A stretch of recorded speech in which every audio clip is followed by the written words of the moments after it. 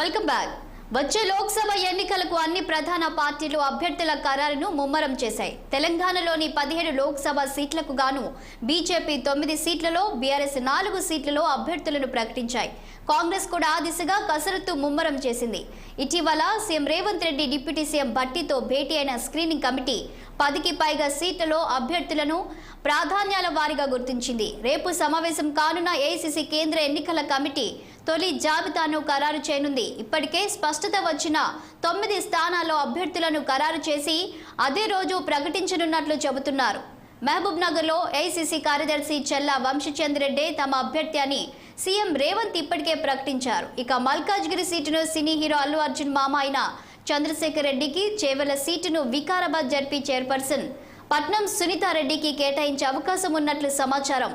సికింద్రాబాద్ లో మాజీ మేయర్ బొంతు రామ్మోహన్ ను అభ్యర్థిగా ప్రకటించే అవకాశం ఉంది. నల్గొండ సీటుకు మాజీ మంత్రి జానారెడ్డి లేదా ఆయన తనయుడు రఘువీర్ రెడ్డి అభ్యర్థిత్వాన్ని ఖరారు చేయనున్నట్లు తెలుస్తుంది. నిజామాబాద్ సీటును ఎమ్మెల్సీ జీవన్ రెడ్డికి కేటాయించే అవకాశాలు ఎక్కువగా ఉన్నాయి. మెదక్లో ముదిరాజ్ నేత నీలం మధు, జహీరాబాద్ లో మాజీ ఎంపీ సురేష్ షెట్కర్ అభ్యర్థిత్వాలు ఖరారైనట్లేనని తెలుస్తోంది. అసెంబ్లీ ఎన్నికల సందర్భంగా పొన్నం ప్రభాకర్ కోసం హుస్నాబాద్ సీటును వదులుకున్న ప్రవీణ్ రెడ్డితో పాటు వెలమ సామాజిక వర్గ నేత రాజేంద్రరావు పేర్లను కరీంనగర్ సీటు కోసం పరిశీలిస్తున్నారు. హైదరాబాద్ నుంచి పార్టీ నేత మస్కత్తో పాటు మరో మహిళ పేరు వినిపిస్తుంది. ఇక వరంగల్ సీటుకు దొమ్మాట సాంబయ్య పేరు ఖరారయ్యే సూచనలు కనిపిస్తున్నాయి. నాగర్ కర్నూల్ సీటు తనదేనని టీపీసీసీ సీనియర్ ఉపాధ్యక్షుడు మల్లు రవి ఓపెన్ గానే చెబుతున్నారు. కానీ ఆ స్థానం నుంచి ఏఐసీసీ కార్యదర్శి సంపత్ కుమార్ సైతం పోటీ పడుతున్నారు. పెద్దపల్లి నుంచి ఎమ్మెల్యే గడ్డం వివేక్ తనయుడు వంశీతో పాటు మాదిగ సామాజిక వర్గానికి చెందిన మాజీ ఎంపీ సుగుణా కుమార్ పేరును పరిశీలిస్తున్నట్లు తెలుస్తుంది. స్థానిక నేత పేర్క శ్యామ్ పేరు కూడా వినిపిస్తుంది. మహబూబాబాద్ సీటుకు బలరాం నాయక్, పార్టీ నేత విజయ్ భాయ్ అభ్యర్థిత్వాలు పరిశీలనలో ఉన్నాయి. ఆదిలాబాద్ నుంచి బీజేపీ ఎంపీగా ఉన్న సోయం బాపురావుకు ఆ పార్టీ తొలి జాబితాలో సీటు దక్కకపోవడంతో ఆయన్ను హస్తం పార్టీలోకి లాగే అవకాశాలున్నాయి. ఖమ్మం లేదా భువన్గిరి నుంచి పోటీ చేయాలని ఏఐసీసీ అగ్రనేత రాహుల్ గాంధీని సీఎం రేవంత్ రెడ్డి కోరడంతో ఆ 2 సీట్లకు అభ్యర్థుల ఎంపికను పెండింగ్లో పెట్టినట్లు చెబుతున్నారు. మరోవైపు ఖమ్మం సీటు కోసం ఉప ముఖ్యమంత్రి భట్టి సతీమణి నందిని, మంత్రి తుమ్మల తనయుడు యుగంధర్, మంత్రి పొంగులేటి సోదరుడు ప్రసాద్ రెడ్డి రేసులో ఉన్నారు. అలాగే భువన్గిరి సీటును టీపీసీసీ ఉపాధ్యక్షుడు చామల కిరణ్ కుమార్ రెడ్డి ఆశిస్తుండగా తన భార్య అభ్యర్థిత్వాన్ని పరిశీలించాలని ఎమ్మెల్యే రాజగోపాల్ రెడ్డి కోరుతున్నారు. అలాగే అసెంబ్లీ ఎన్నికల్లో సూర్యాపేట టికెట్ను త్యాగం చేసిన పటేల్ రమేష్ రెడ్డితో పాటు బీసీ కోట కింద చనగాని దయాకర్ గౌడ్ తమ వంతు ప్రయత్నాలు చేస్తున్నారు. ఇక ఎంపీ అభ్యర్థుల ఎంపికపై మరింత సమాచారం మా ప్రతినిధి శ్రీనివాస్ లైవ్ లో అందిస్తారు. శ్రీనివాస్, చెప్పండి, ఇక ఎంపీ అభ్యర్థుల ఎంపిక ఏ సమీకరణాలతో ప్రకటించే అవకాశం కనిపిస్తుంది? ఏ రోజున అధికారికంగా ప్రకటిస్తుంది Congress party? Thank you Shalini. ఏదైతే పార్లమెంట్ ఎన్నికల్లో పోటీ చేసే అభ్యర్థుల విషయంలో కాంగ్రెస్ పార్టీ అధిష్టానం ఆచితూచి వ్యవహరిస్తుందని చెప్పొచ్చు. ప్రధానంగా గెలిపే ధ్యేయంగా తెలంగాణలో కాంగ్రెస్ పార్టీ అడుగులు వేస్తున్న నేపథ్యంలో ఖచ్చితంగా గెలుపు గుర్రాలకే ప్రాధాన్యత ఇవ్వాలని అంటూ కూడా ఇటు ఇప్పటికే కాంగ్రెస్ పార్టీ భావిస్తుంది. ఈ నేపథ్యంలోనే పలు దఫాలుగా ఏదైతే కమిటీ సమావేశాలు, ప్రదేశ్ ఎన్నికల కమిటీ సమావేశంతో పాటు పీసీసీ సమావేశమైంది. అదేవిధంగా ముఖ్యమంత్రి రేవంత్ రెడ్డి అధ్యక్షతన ప్రదేశ్ ఎన్నికల కమిటీ సమావేశమైంది. పలు దఫాల సమావేశంలో కీలకంగా చర్చించారు. ప్రధానంగా ఏదైతే ఆశావాహులు ఇప్పటికే 309 మంది తెలంగాణలో పార్లమెంట్ అభ్యర్థుల కోసం దరఖాస్తు చేసుకున్న అభ్యర్థుల్లో పీఈసీలో చర్చించి ఫైనల్గా ప్రతి పార్లమెంట్ నియోజకవర్గానికి 3 అభ్యర్థులు చొప్పున కమిటీ నిర్ణయించింది. ఈ నేపథ్యంలోనే ఈ తెలంగాణ నుండి ఇటు సెంట్రల్ ఎలక్షన్ కమిటీకి కూడా దీనికి సంబంధించి లిస్టు పంపించిన నేపథ్యం ఉంది. అదేవిధంగా ఢిల్లీలో ముఖ్యమంత్రి రేవంత్ రెడ్డి ఢిల్లీ పర్యటన నేపథ్యంలో కూడా ఢిల్లీలో ఇటు ప్రధానంగా చర్చించారు. అదేవిధంగా ఇటు అంటే ప్రధానంగా తెలంగాణ పార్లమెంట్ ఎన్నికల్లో మెజార్టీ స్థానాలు గెలిపే లక్ష్యంగా అడుగులు వేస్తున్న కాంగ్రెస్ పార్టీ ఖచ్చితంగా ఇటు సర్వేలు కూడా నిర్వహిస్తుంది. ఇటు సునీల్ కనుగోలు కూడా ఇప్పుడు ఏదైతే పొలిటికల్ అనలిస్టు సునీల్ కనుగోలు కూడా తెలంగాణలో అన్ని నియోజకవర్గాల్లో ఇటు అసెంబ్లీ నియోజకవర్గాల్లో అదేవిధంగా పార్లమెంట్ నియోజకవర్గాల్లో 200 మందికి సుమారుగా సర్వేలు నిర్వహించారు. అదేవిధంగా సునీల్ కనుగోలుకు సంబంధించిన సర్వేను కూడా ప్రామాణికంగా ఇటు కాంగ్రెస్ అధిష్టానం తీసుకుంటున్న నేపథ్యంలో దాదాపుగా ఇటు సునీల్ కనుగోలు కూడా ఇప్పటికే అధిష్టానానికి ఒక రిపోర్ట్ ఇచ్చిన పరిస్థితి ఉంది.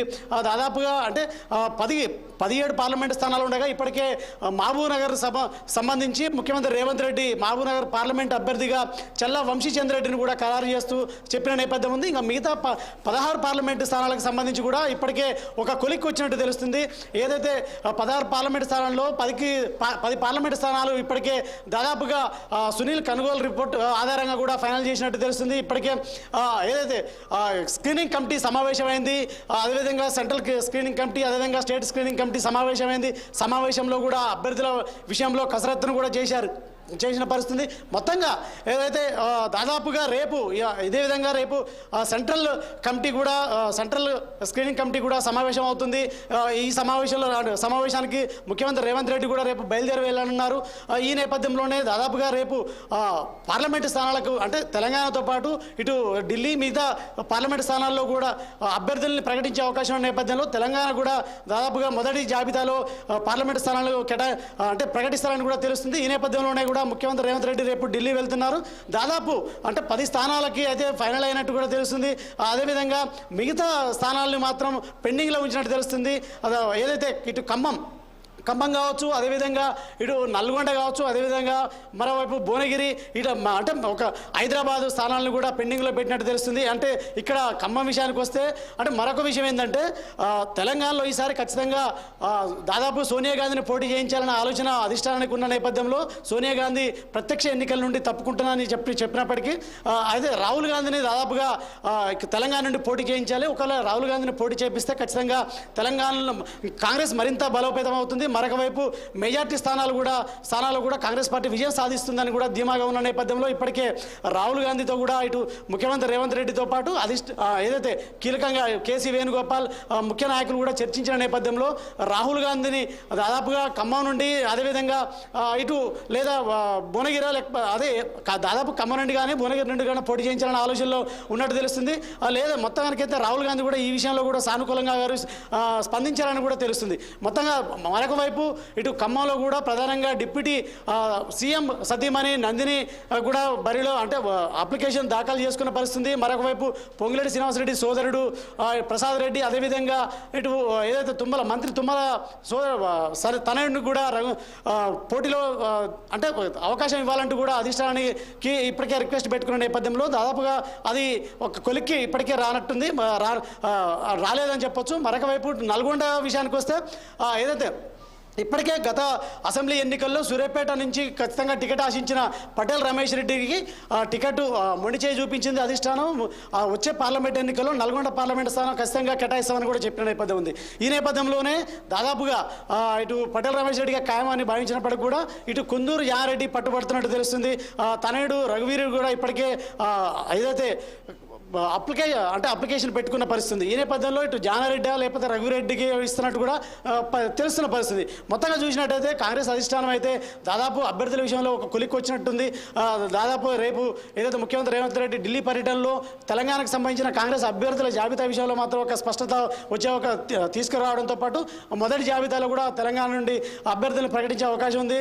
మొత్తంగా చూసినట్టయితే ఇటు ఏదైతే కరీంనగర్కి సంబంధించి గతంలో ఏదైతే హుస్నాబాద్ నియోజకవర్గం నుండి ఎమ్మెల్యేగా టికెట్ ఆశించిన ప్రవీణ్ కుమార్ రెడ్డి ఈసారి ఏదైతే కరీంనగర్ పార్లమెంట్ నుండి దాదాపుగా ఖాయంగా తెలుస్తుంది.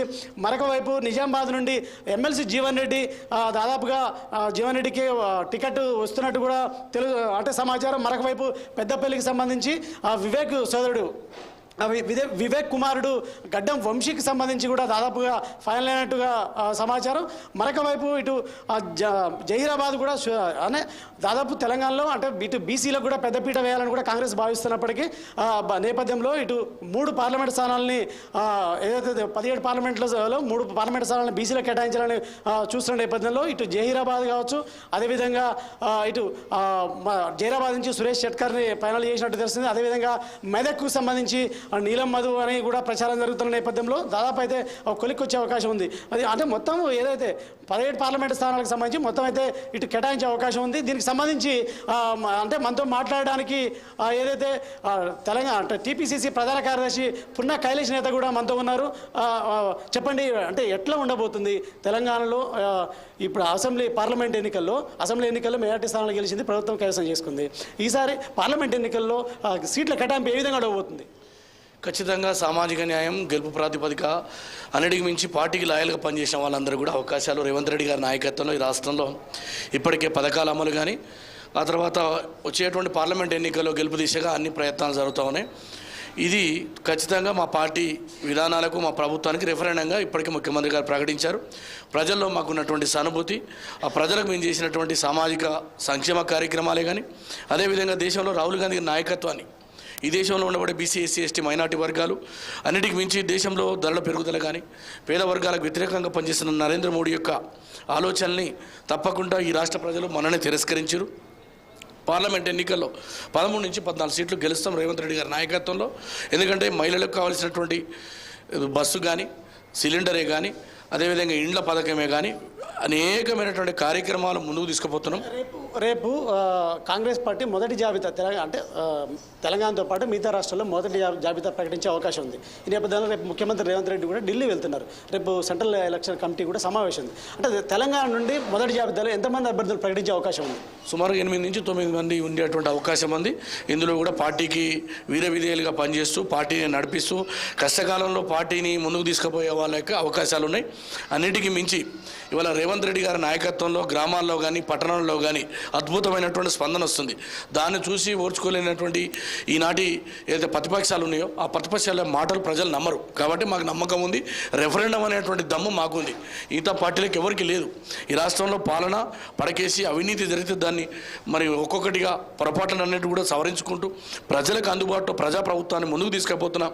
ఈ తరుణంలో తప్పకుండా 4 కోట్ల మంది ప్రజల యొక్క ఆకాంక్షలని, ఆత్మగౌరవాన్ని ముందుకు తీసుకుపోతున్నటువంటి రేవంత్ రెడ్డి నాయకత్వాన్ని ఈ రాష్ట్రంలో కాంగ్రెస్ పార్టీకి పట్టం కట్టబోతా ఉన్నారు. అదేవిధంగా ఇటు ప్రధానంగా ఇప్పటికే అంటే బీసీలకు తగిన ప్రాధాన్యం కాంగ్రెస్ ప్రభుత్వం ఇవ్వట్లేదు తెలంగాణలో కూడా తెలుసు ఆరోపిస్తున్న నేపథ్యంలో పార్లమెంట్ ఎన్నికల్లో అభ్యర్థులకు సంబంధించి బీసీలకు ఏ విధంగా ఉంటుంది?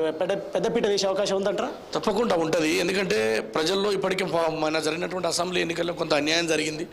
కాబట్టి ఇప్పుడు పార్లమెంట్ అవకాశం ఉంది. కాబట్టి ఆ అవకాశంలో ఉన్నటువంటి 12 సీట్లు ఓపెన్ ఉన్నాయి. ఒక 2 ఎస్టీలు ఉన్నాయి, 3 ఎస్సీలు ఉన్నాయి, మిగతా 12 ఉన్నాయి. కాబట్టి తప్పకుండా మాకు ఒక 6 నుంచి 7 స్థానాలు వస్తాయని మేము భావిస్తున్నాం.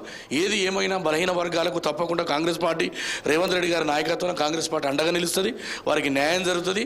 మన జరిగినటువంటి ఎమ్మెల్సీ ఎన్నికల్లో చూడండి, ఆ తర్వాత రాజ్యసభ ఎన్నికల్లో చూడండి, ఆ తర్వాత కార్పొరేషన్ ఎన్నికలు చూడండి, మైనార్టీలకు కానీ బీసీలకు కానీ పెద్దపీట వేస్తూ ముందుకు తీసుకుపోతా ఉన్నాడు.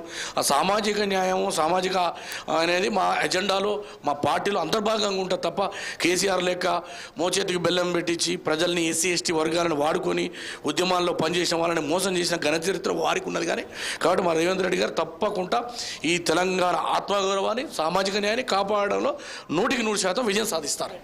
అంటే మొత్తంగా ఏదైతే తెలంగాణలో రేపు దాదాపుగా తెలంగాణకు సంబంధించిన పార్లమెంట్ అభ్యర్థుల తొలి జాబితా అయితే విడుదల చేసే అవకాశం ఉన్న నేపథ్యంలో ఇప్పటికే అంటే ఇటు బీసీలకు కూడా పెద్దపీట వేయడానికి కూడా ముఖ్యమంత్రి రేవంత్ రెడ్డి అడుగులు వేస్తున్నట్టు తెలుస్తుంది.